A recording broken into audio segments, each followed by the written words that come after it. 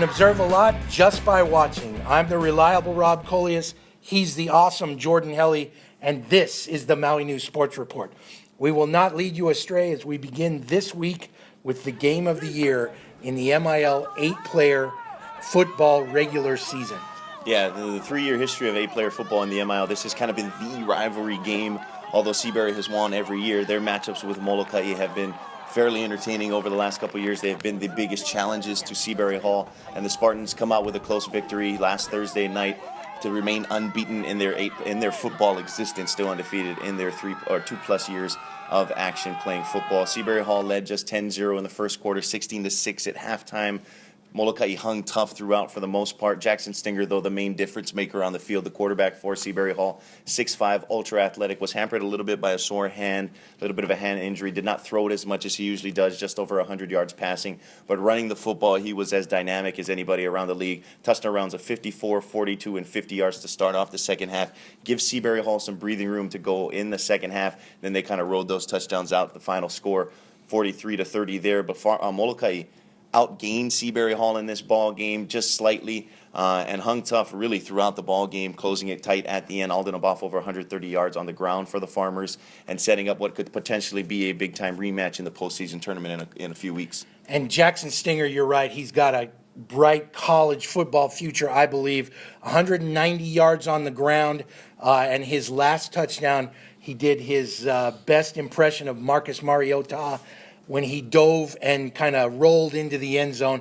And the earlier 3 rushing touchdowns were the option keeper and pull it out of the tailback's belly, and then he was gone, and it was a sight to see.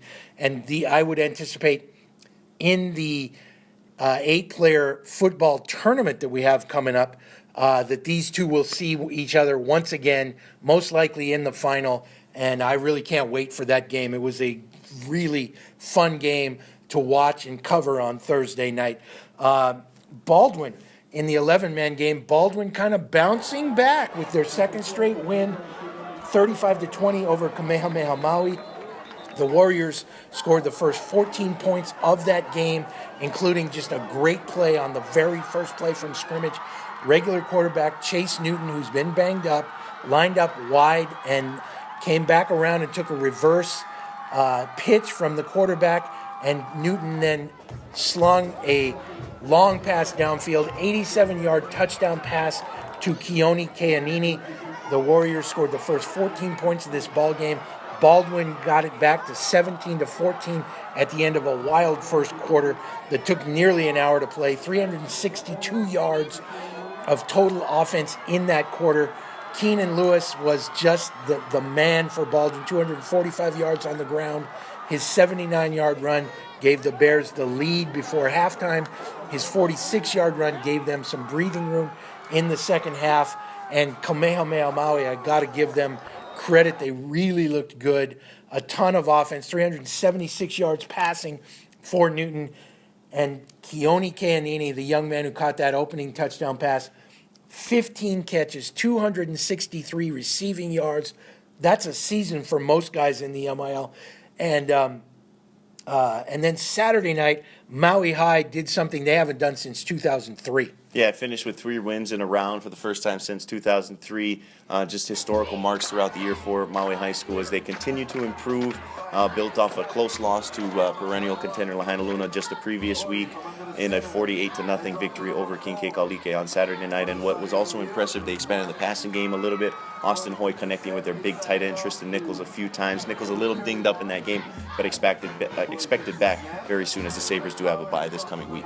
And the second round begins, a really exciting first round, Jordan. The second round begins Friday night, Baldwin versus King Kekalike on Friday night, and then Lahainaluna travels to Kanaiaupuni Stadium on Saturday night to take on the Kamehameha Warriors, homecoming night for Kamehameha. Yeah, it should be fun. Second round coming in.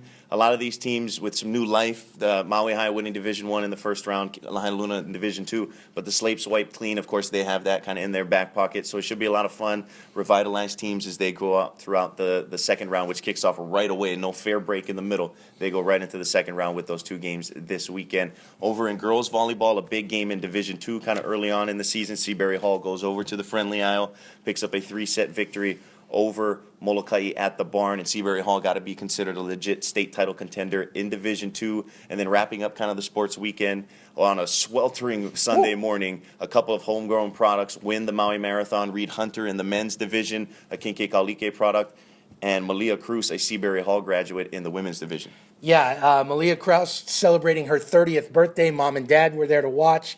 Really cool. Reed Hunter, the 800 and 1,500 meter champion for Na'ali'i in 2009. He has finished his bachelor's degree in New Zealand and in biology, by the way, and he's now back on Maui, an assistant coach for Kinke Kaulike cross country team, and he ran his first marathon, won his first marathon in just unbelievably hot conditions in Kaanapali, and it was really a fun race to cover.